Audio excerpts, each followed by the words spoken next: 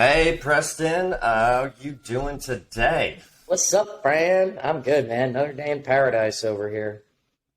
That's awesome. That's awesome. Well, I'm really excited to hear like what we've been kind of working on with Mainline, the stuff you've been doing behind the scenes, and just all the cool stuff we're learning here and sharing it with everybody. So I'm just gonna put you on the spot and dive in and ask like, what have we got so far? Like what we've been working on. I Sure. know we've had a lot of developments coming out.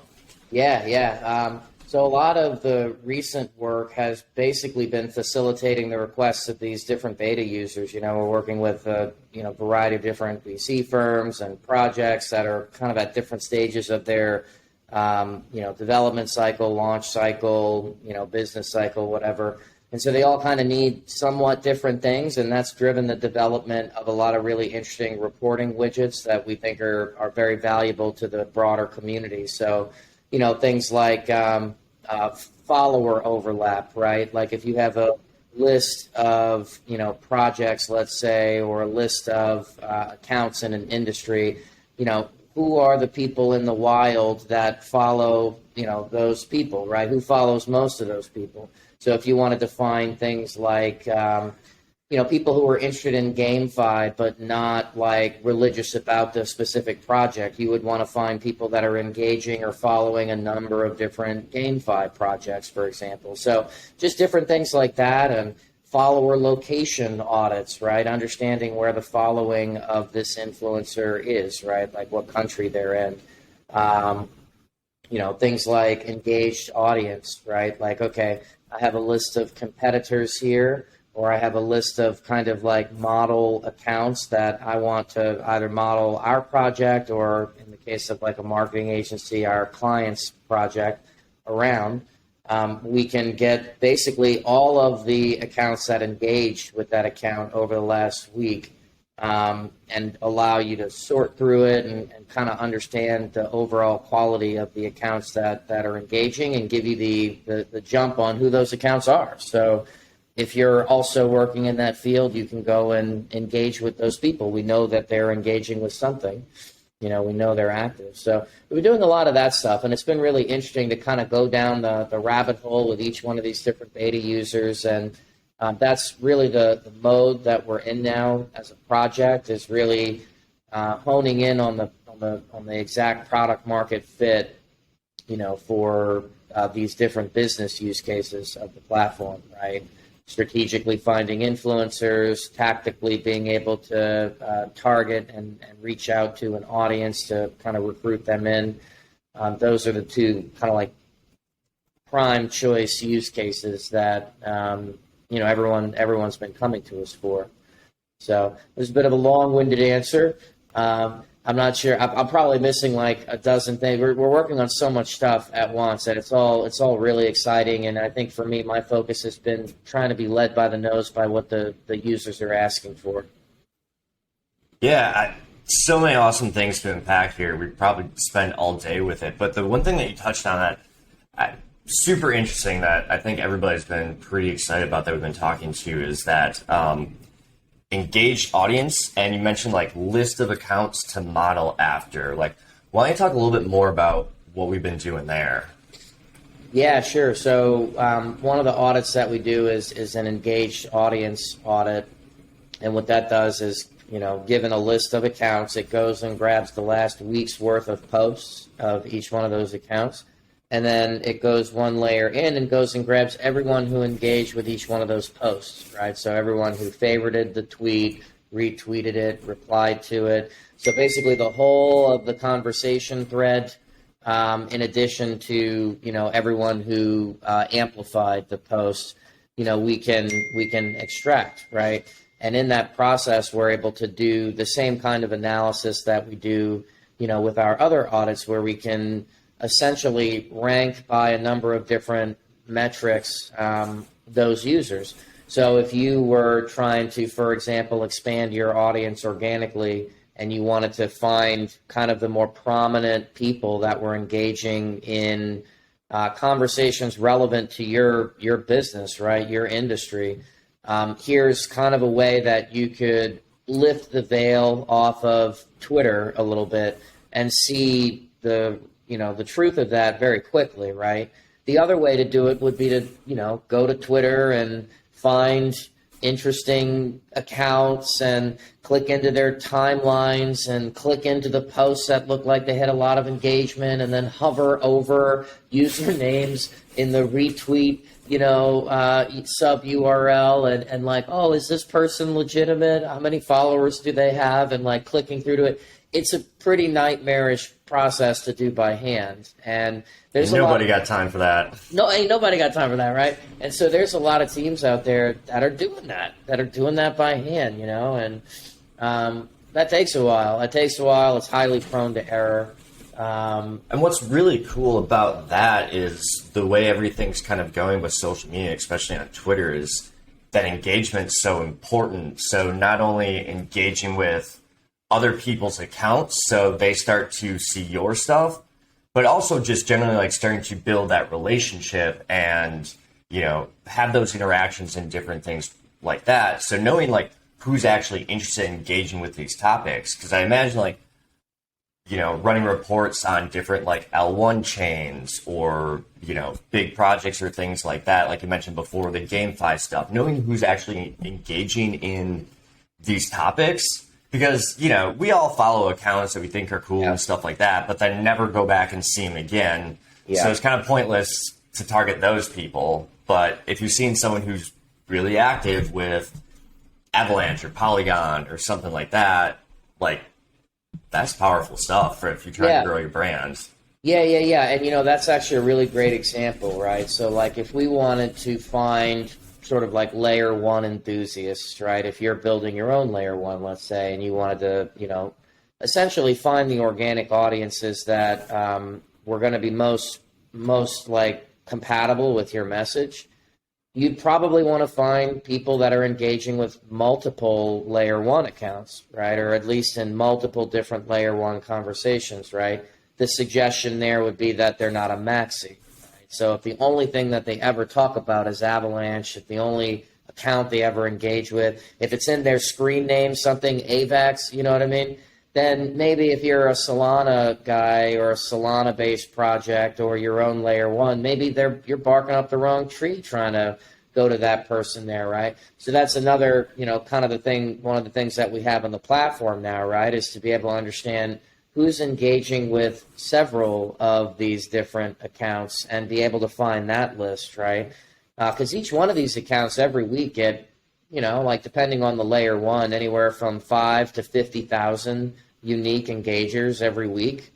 I believe when I ran this a while back, Solana was at about 50,000 unique engagers.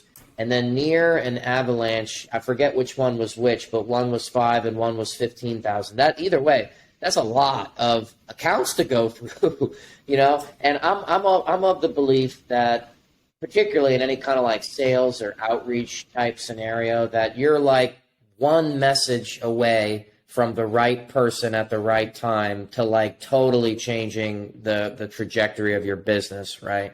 Or your project or your progress. So if you could just find that, or at least find a set of those that really increase the odds of that, I think that's playing better with your time and with the cards that you have. So that's one of the things that we have built out now, is the ability to be like, all right, well, of these 50,000 unique engagers across these, let's say, 3 to 5 different layer ones, give me the 500 that engage with all of them, and let me go and give this to my team to go and organically target, right? Like favorite some of their posts, follow them, do what those types of teams do to try to sort of directly recruit those engaged accounts. Yeah, absolutely. And what you mentioned, like you're just that one tweet away, that one post away. Like you see, what was it, Doge or something like that? Elon tweeted about something, and that all blows up. And you've seen so many meme coin projects that have sprung up on the hope and the prayer that Elon tweets about it, and do with that what you will, but just in general, getting some big influencers actually interested in your project suddenly is incredibly powerful. But to kind of circle back a little bit, before you were mentioning like finding people who aren't maxis, it sounds like that's kind of where that follower overlap audit would come into play where you can start to see those people. And I think we have the following overlap too. So maybe dive into that a little bit more, Sure. because those have been some really interesting things that we've found. Yeah. So as of now, there's 3 overlap widgets that we have. The follower overlap widget, which is given a list, what accounts follow most of that list. Then there's the following overlap, which is kind of the inverse of that, is given a list, what accounts does that list follow, right? So that would be great, for example, if you had a list of influencers that you trusted and you sort of wanted to mine accounts of emerging projects, let's say, that those influencers know about, but maybe you don't. And so maybe you'd see something in the following overlap of like... So if I can just to jump in really quick, because like popped in my head, like that'd be such a great way to get alpha, because we all know in the crypto industry that a lot of these big influencers, call channels, things like that, they're getting, like whitelist, pre-sale spots, different things like that to promote a project. So if you're starting to see 5, 6, 7 different influencers all following this one newer project, you can kind of take a good guess that they might be doing something with it. There's something that's going to be happening soon. And that's a project that's definitely worth checking out more if you're a retail investor looking to get in early and catch some of those quick pumps. No doubt. And I mean, it's all actually the users that suggested that it's another VC group. So I mean, I think it's the same all the way up and down in terms of like wanting that alpha, right? Like in a sense, you always want to have that capability of finding alpha in house. It'd be great if you're always in the know, kind of thing. And so this is just another tool that that these firms could use to stay in the know, right? Here's my list of, let's say, 100 KOLs that I trust or that I've worked with or that tend to, do well with their predictions or their backings, et cetera. And now I can get those kinds of intelligences, right, without having to do it all by hand. I mean, it would basically be impossible to do by hand, right? Like in terms of so much work. So much work. Yeah. And then I would guess too that if you're doing that following overlap audit and you're seeing a bunch of influencers that you trust are following this other 1, 2, 3 influencers, like that's a good sign that this person's probably pretty knowledgeable, knows what they're talking about, or is an important person in the space. So, now you can kind of like go to the source of where these other influencers might be getting their info and things like that, right?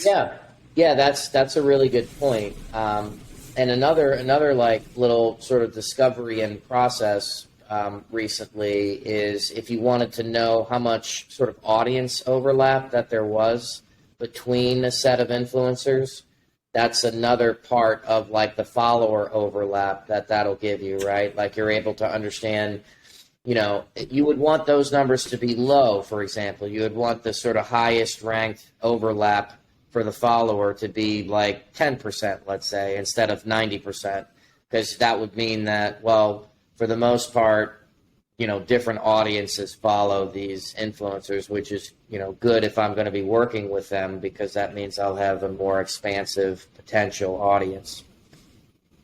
One other thing with kind of a different way to look at that too, that I would be curious to see what would come with is if they do have a very high following overlap, it might still be beneficial to run a campaign to those people, because then all their audience is going to see, like 5, 6, 7, 8, 9 of my favorite influencers are all talking about this one thing. It must be good.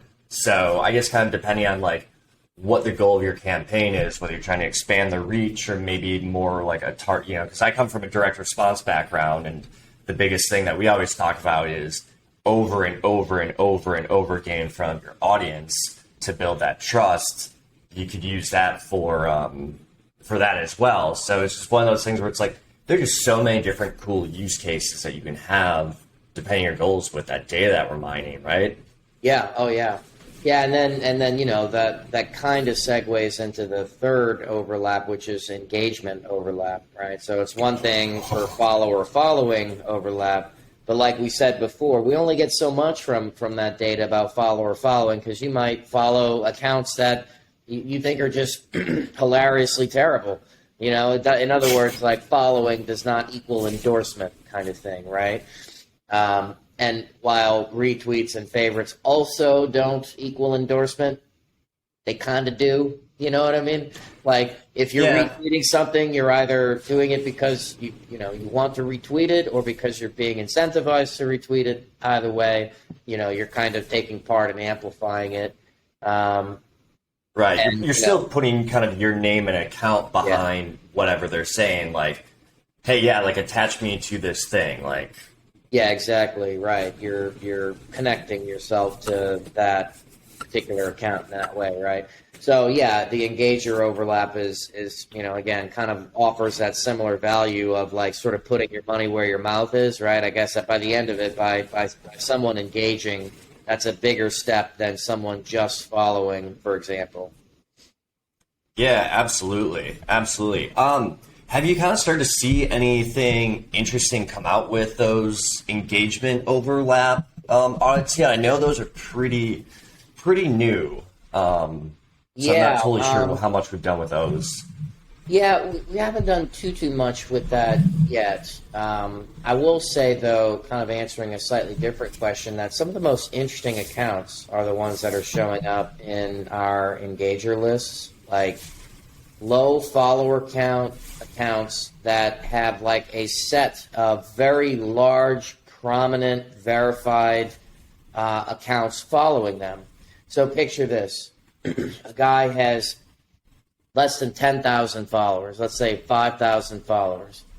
And then you go and you click into the mainline profile page and you see like the top followers thing, and it's like Barack Obama, Britney Spears, Yoko Ono, Whole Foods Market, JetBlue, Zappos, the list goes on of these like either famous people, politicians, large companies, you know, and it's very interesting, and so because of those high prominent followers, they have a relatively high influence score in our platform, right? Because that score, in particular, rewards pretty highly for like very prominent followers, right? So it's kind of a way to see through like large follower counts that have no one prominent following them versus small follower accounts where maybe they have a lot of very prominent followers.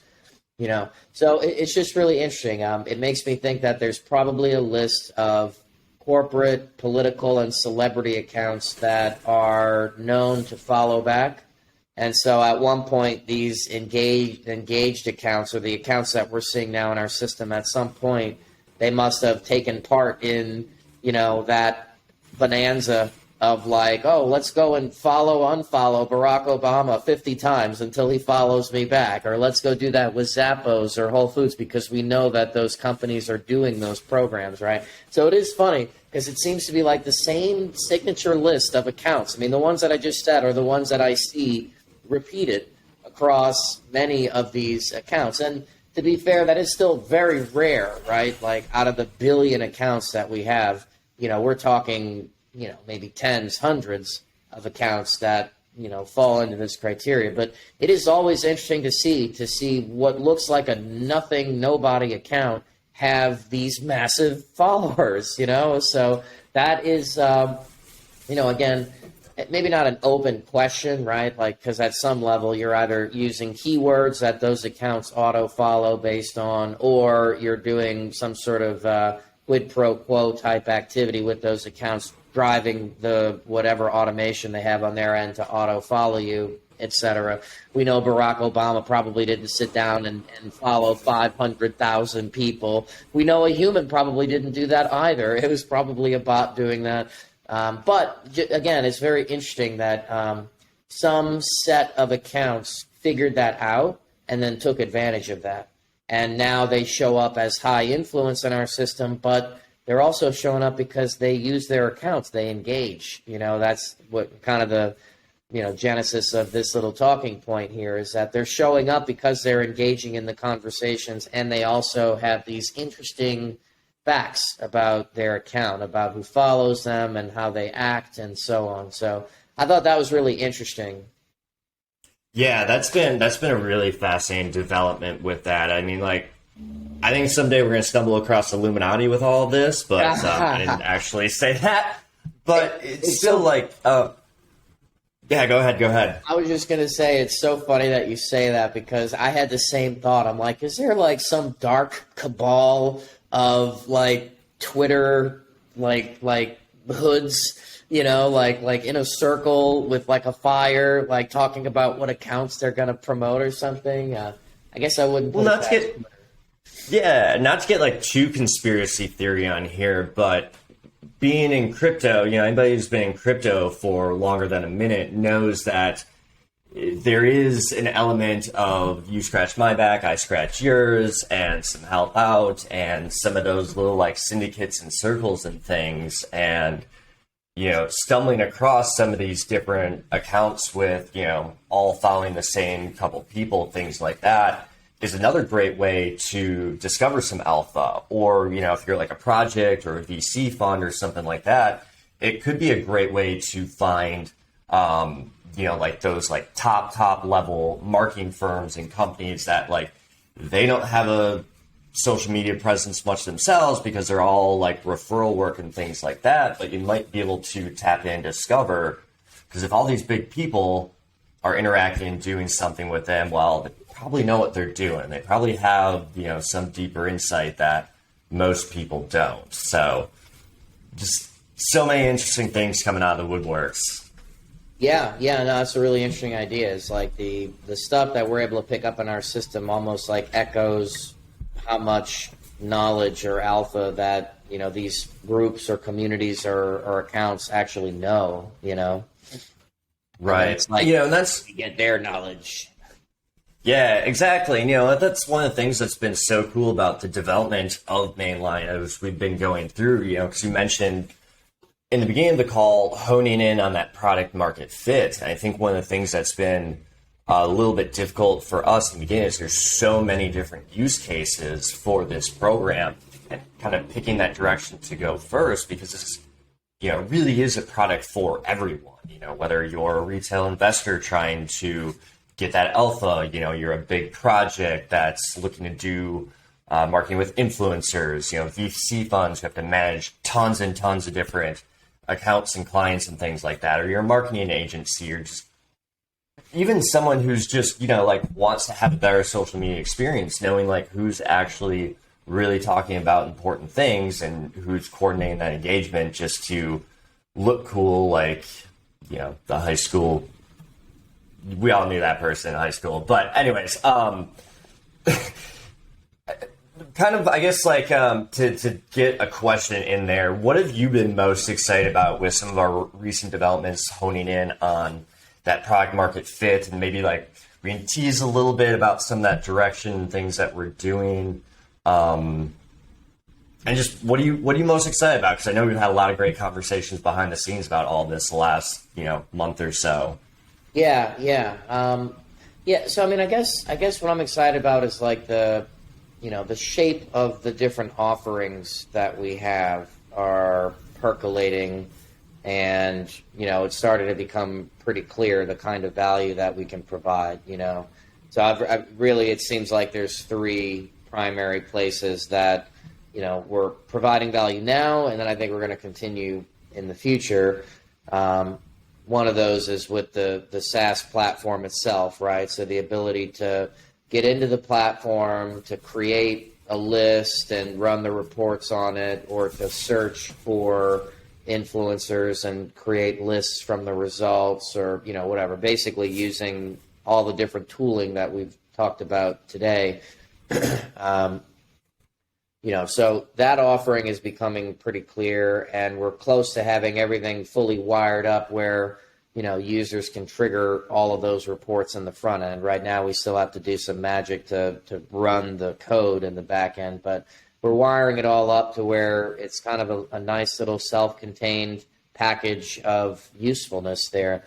So the SaaS platform, and along with that, we've seemed to have been doing a lot of consulting. There's a lot of data consulting and helping our users understand what it means. Kind of help them integrate that knowledge into their workflows and processes, and kind of organizational knowledge about how to do this thing, right? So, and then the third part of the offering, which I think is probably the one I'm more excited about than anything, is the API. I think infrastructure level products are really interesting because they fuel other products. I think I'm all about parallelism at heart, and so if you can have 10 things or 100 things working instead of one thing working, on a set of problems that you're trying to solve, is better. So I think with the API, users that we're in discussions with now, and we're providing some data, I think that's going to put us down a path on providing a lot of infrastructure level data to a variety of different platforms and different use cases that have their own client bases. So I'm really pumped about that in terms of the product kind of coming together and the offering. And there is one other thing that I'm really excited about that's on the nerdier side, but I can save that for later unless you want to hear about it right now. Oh my God, I always want to hear about the nerdy stuff. I like that. I love the nerdy stuff. I'm sure there's a few other people out there who would love to hear They're it. data nerds. And if you don't, go take a bathroom break right now. Yeah, right. It's like, get out of here. All right. The other one is distributed computing, right? Like we have a lot of number crunching that we're doing, and it's not like rocket science, but it's a lot of math, and computers take time to do math. I mean, even really strong computers still take non-zero time to do math. And, we have a lot of different algorithms that run sort of asynchronously, and we have a lot of audits that are just sort of all running as different scripts on different computers internally. Whether it's the influence score or the different kinds of audience audits, location audits, whatever. A lot of that is the computer parsing through text or adding up numbers or doing some other kind of complex analysis on numbers.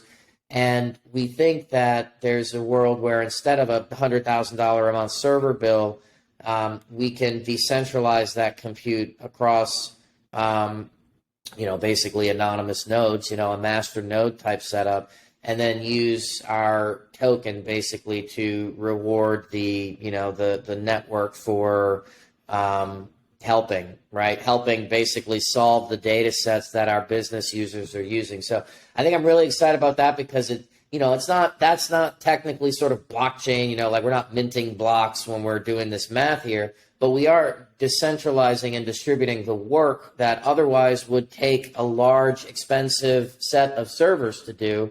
And we're distributing that across the community and then rewarding for it in a way that, can kind of decentralize the gains of the platform as well as reduce the exposure for the company, right? Reduce the cost exposure and the risk for the company, right? We had to migrate our server now a handful of times because we kept running out of resources, and we don't see that stopping. Like that was at a smaller scale, we were running out of resources. So as we grow our user base, as we up our sort of data intake and data analysis pace, that's just the cost is gonna just keep going up unless we figure out some better systems. So I've been super jazzed about looking into,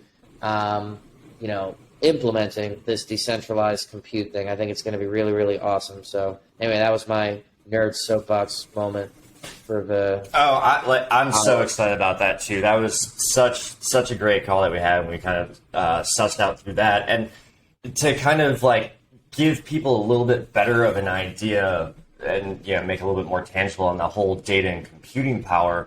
I know that when we migrated the servers and kind of sped up a lot of that, the data storage that we had just blew up. So there's something you talked about with data versus the last year versus the last couple of weeks that we've collected in storage. Can you just I know those numbers, and I just want Blaine asked let's tell them what's going on with that, Oh, how yeah, much yeah. more there is. So, the only thing we're storing in our database is text, right? Either as numbers or as text, right? So no images. Which is no, very small amounts of data per line, cell, data point, right? Right. Yeah, yeah. We're not storing like 4K images or video or anything. So, It's talking like kilobytes of data. yeah, not it's megabytes. Yeah. super tiny at like the individual unit level, right? And then we do a number of things to try to reduce that size as well, like using a variety of different kind of indexing techniques that are way beyond my pay grade, much more beat on. Got a great dev doing all that stuff. Thank God for him. Oh yeah, he's brilliant. He's absolutely brilliant. So, but in any event, for a year, it took us a year to go from 0 to I think like 600 or 700 gigabytes, right? Which of all text, I mean, I think that's pretty much like everything that's ever been written in terms of books, like by a very large margin, and then some. So a lot of data. And then we created a couple of upgrades to our system that allowed us to intake data even quicker. And the week that we did that, we went from 600 or 700 gigs to like 1.5 terabytes. So we more than doubled our entire database in a week after it took us a year to build up to that point. So that, it's definitely like a bit of an exponential curve there in terms of like, data that we're storing. I don't foresee that slowing down necessarily. So, again, that's what's kind of driving us to find more creative solutions to that problem rather than just buy another SSD or, hard drive on, some cloud service, because that doesn't scale great. And especially if you've messed with databases before, there's all kinds of finicky realities about databases that we're learning the hard way, that basically make it complicated to add a lot of storage space to it. So I think that answered your question. Yeah, like that blew me away when I heard that. I thought that was just so fascinating, so cool. And we're up to like 1 billion, accounts, and Let me check. some like 500,000 audits or something. Like, it's just staggering, the numbers that we're pulling in with this and how much more we have to go. And, with the insights that we're collecting already from this amount, I can't wait to see what we learn and what we discover, in the next 3, 4, 6 months, and then 5, 10 years from now. Oh yeah, no doubt. So yeah, right now we have 1.1-ish billion users. We have several That's with hundred. a B. That's a billion with a B. Yeah. We've definitely collected some users in our day. We have several 100 million posts, and those you can almost look at if you're like thinking about it like cooking as an analogy. All of those are like the ingredients, right? Like the parsley and the broccoli and the meat and the onions, right? That would be like the users and the posts and so on. But the real interesting stuff is the recipe, right? How those ingredients, mix with each other to create what we see, right? And so that's where a lot of most of the data is actually in how those things connect with each other, right? And we use multiple different database structures, but the one that we use to store that information is a graph database. So it's basically like, how do we store this idea that a user is following another user? Exactly like that. User follows user. And, that I think already is like, 500 gigabytes of of our space is literally just this user follows that user, and that's what you're saying. Like, we've run about 500,000 audits. So when we run an audit, we go and create those edges, right? We go and grab everyone who's following this account, and we've run that analysis on about 500,000 accounts, and just from that small number of 500,000 accounts audited, has generated this much interaction data, right? This user interacts with this user or this post in these ways. that will scale very quickly, very quickly. It already is. Yeah, that's so cool, just so cool. Now to kind of like jump topics and go back a little bit here. I want to talk maybe like a little bit more meta stuff and that kind of business side of things, since a lot of our clients are, businesses, project owners, a lot of B2B kind of stuff. I think with, especially your background in startups and things like that, and Mainline kind of coming from your own use case and need. Yeah. Two things that you touched on that I think would be really good to share your insights with the world on is that getting led by the hand, with like what the users really want and kind of building around that. I think a lot of business owners forget that, especially if they're new business owners. Yeah. And then the other part of it is understanding and actually getting insights from the data, because, just the numbers themselves, like, they don't mean anything unless you know what kind of story they're telling or how to craft that story around it. So I'd love to hear your thoughts and insights on that, since I know like that's kind of your background and how Mainline came to be. Yeah. Okay. Cool. Those are very different questions. So let me handle the first one first. I've made the mistake as an entrepreneur more times than I care to admit or even count of building something that people don't want. It's really easy to do. Yep. Because you think that's what they want. You're convinced. It's part of being an entrepreneur, like we think we know everything. That's why we did it. Yeah. And I burned myself too. I think everybody kind of has. So yeah. How have you fixed that? Oh man. I mean, I don't know if you ever fix it, all right. So it makes me think of, I'm kind of a bit of a nerd. So like Richard Feynman is one of like my favorite people in history. He was a famous physicist back when physicists were cool. Richard Feynman was one of those cool ones, right? And he has a quote that has really stuck with me. He said, "The trick is to not fool yourself, and you're the easiest one to fool." And that's basically being an entrepreneur, particularly being like sort of a new product entrepreneur, right? Like it's one thing when you're kind of selling a service that's relatively well understood. In that case, it's about branding yourself and making sort of your service stand out. But when you're launching a new product that, either people haven't seen before or, that's kind of following a thread that you discovered yourself, it's super damn easy to like think that what people want to see and then spend a lot of time building that out and then realize when you actually get it into their hands and they have that marked look of confusion, confused Pikachu face, that you fucked up, and then you have to and then it's a whole thing to unravel that and figure out like where you went wrong. So I've certainly done that before. And basically, I guess we're just trying to not do that again, right? So basically trying to, really establish use cases with people that aren't doing it theoretically, that are doing it actually, right? That are actually running campaigns where they're spending real money, to hire influencers, or they're actively investing in these projects and they really need to know like these pieces of information.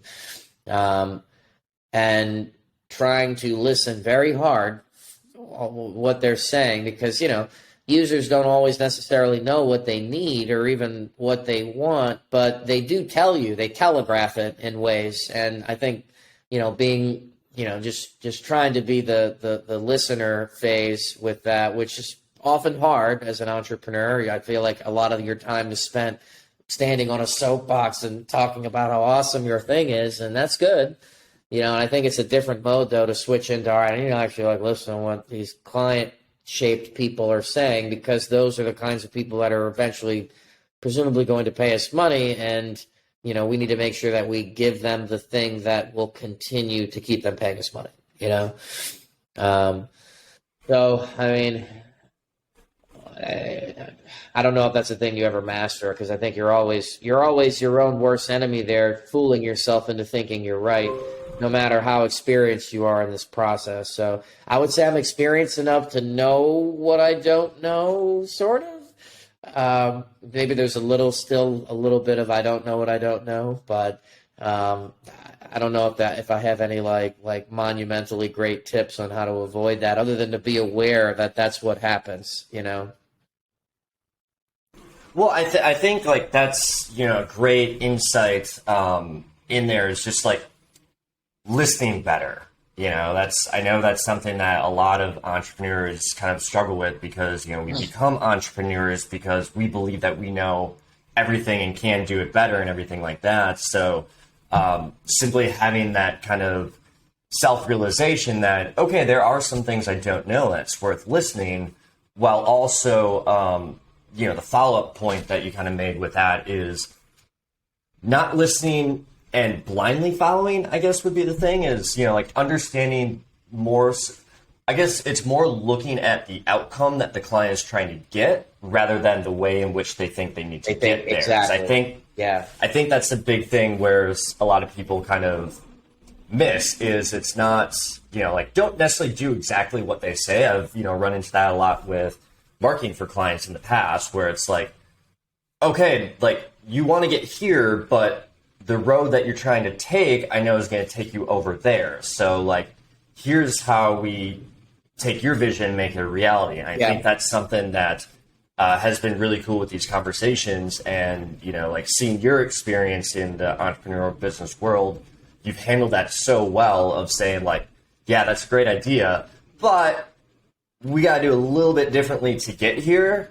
And it's actually going to be a lot better. So that, I think that was a great insight. I just wanted to like pin it and highlight it for anybody who might have missed that there. Yeah. And it sounds like we probably got that insight from similar experiences. I think if you're like in a marketing agency, you really see that in the trenches every day, where it's like a client kind of thinks they want to run a campaign or thinks they want to launch a new website or things, but really what they want are these very specific things that have nothing to do with the website. It's like, I want, to attract new clients, or I want to get more money from existing clients, or whatever. There's usually some objective, and they think that these hows are going to be the answer. But really, what we need to solve for first is what are you actually attempting to get done here? What's the goal?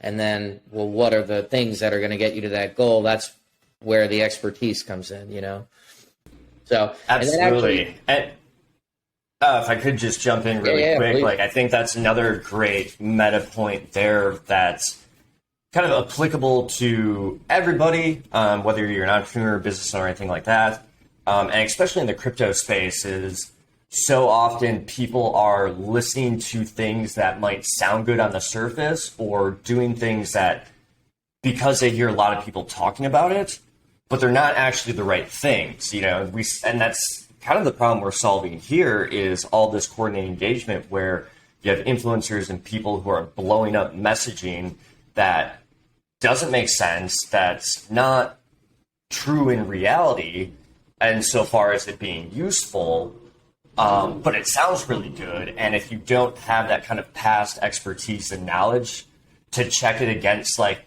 been there, done that, it doesn't work, it's so easy to fall for it because you want to believe it's that easy, and so often it's not. And I think that's a conversation you've had with a lot of clients about like actually like building and growing your brand and social media following. Like, there's no hack. You still have to put in the work, you still have to engage, you still have to talk about the right things. Let's just show you what the right things actually are so you don't waste your time on all these wrong things that sound great and easy that are going to turn into success overnight. Yeah. Well, and I think that's a good segue into your second question, which is like, how do you look at some of this data and get different, how do you find the right insights in this stuff? And I think it actually, it's the same kind of thing of listening to the client, right? It's almost like listening to the data, not thinking that you found the right answer a little too early, So, for example, like a lot of platforms that try to estimate bots, like if you actually read the methodology, it's kind of, clearly bunk on its face. It's like, oh, because this user doesn't have a description or a location listed, they must be a bot. Really? There's lots of reasons why someone might not put anything in their bio or might not put a location or might have a screen name with the auto suggested numbers at the end of it. There's tons of reasons, many of them legitimate, why someone might do that. And it's almost kind of like a lazy way out with the data, right? It's like, well, this will probably sell. You know what I mean? Like it'll probably it'll spit out a number, yeah, this many people don't have bios, right?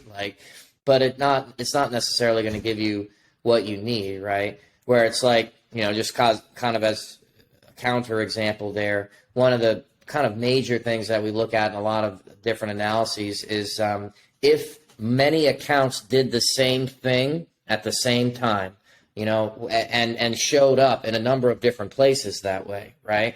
As in, hey, is it unrealistic to assume that this many accounts were all made on the same day and followed these 10 accounts or engaged with these 100 posts? The more overlap you're getting, the sort of less likely that that's an organic thing, right? That's a thing that's not a judgment call you have to make. Oh, this doesn't have a bio or a location. It must be a bot. It's simply, these accounts look like they coordinate a lot together because they do, because here it is in the numbers, right? So that's like maybe an example of, just stay on the road a little longer and see if there's some insights in the data that weren't as obvious.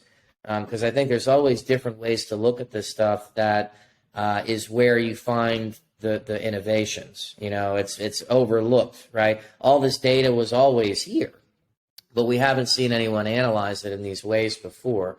So I think that being true, I think that's true for most things. There's always, rocks left unturned, and it's just waiting for someone to turn it over to find, an insight that was there the whole time, but no one thought to look. Yeah, I think that's a great point, because that's a conversation we've had several times. And the first time we met, we kind of talked about that. You've always said, it's not necessarily a bot problem, because there are so many good bots on Twitter that do helpful things. The real issue is the coordination part, and sussing out that coordination piece is really the heart of the matter, the heart of the problem. And that's been the super difficult thing that I haven't seen anybody try to solve, in my decade of marketing, stuff like that, and all the research and stuff I've done. I've never found a tool that even comes close to touching this kind of stuff and analyzing and layering on the data in the ways that we're doing with Mainline. And it's hard. I think that's probably a big reason they haven't done it. Listening to the development chats between you guys that I barely understand, these are really kind of hard things that you guys are thinking about and really working through. And I know we've had many calls, that are several hours long that we're just simply talking through, we have all this data. How do we look at it and make sense of it with something useful? And I don't really have a question in there to follow up with, but just to say, that's been the really cool thing. And coming from a heavy marketing perspective, a heavy marketing background, I'm super excited from it from just a completely personal standpoint. And I think the more we get this out there, we're going to see so many more people excited about having that authenticity and that truth. I've loved that kind of tagline you've always hung on to, is it's X-ray vision for social media. It's seeing the truth, filtering out the noise to see the real signal. Yeah. And, to a point that you made earlier, we do want this to be broadly useful to anyone and have different levels of, kind of data depending on, who you are, right? So obviously there's sort of the pro level accounts, and I think that's what we're kind of focusing on right now, because, you have to keep the lights on as a business, and it's important that you have revenue generating activities, right?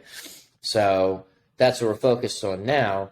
But the future state is, for example, a Chrome extension where anybody can, install the Chrome extension, and, now you're able to scroll through Twitter like normal, but see some of our audit data overlaid on top of it, right? So be able to see the follower quality of an account with just a little speedometer graphic overlaid over their profile pic as you're scrolling, or percentage of suspicious engagers.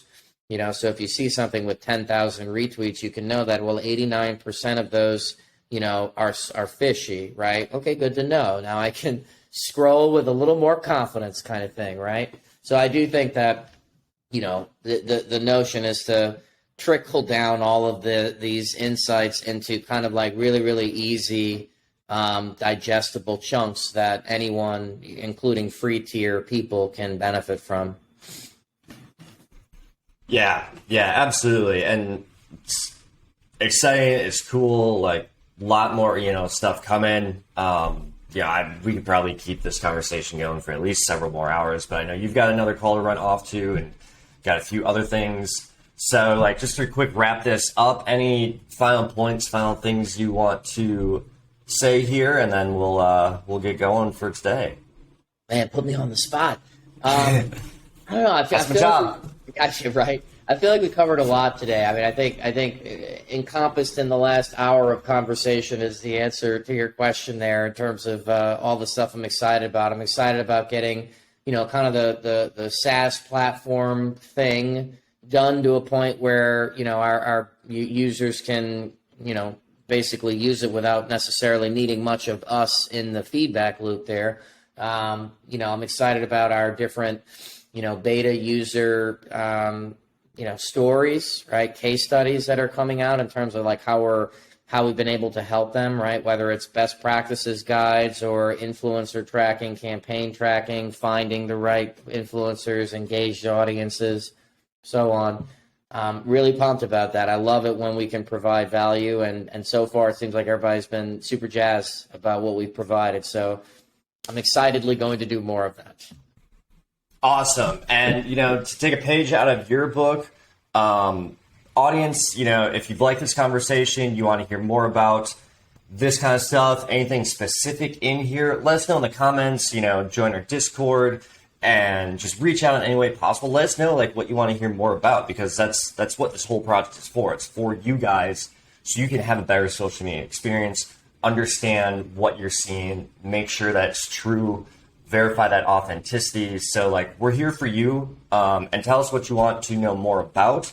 And of course, I wouldn't be a marketer if I don't do a shameless plug. Check out getmainline.com, sign up for an account. We're in free public beta right now, so you can start using our platform without having to pay us anything. That's not going to last for too much longer, so make sure you get in now. Keep updated with everything in Discord, and we'll see you next time on Chat with Preston here. Preston TV, something. I got to come up with a good name for it. I'm sure you will. All right, Preston, it's been great chatting. Wonderful, as always. And catch you on the flip side, buddy. Sounds good, my dude. Take care. Later.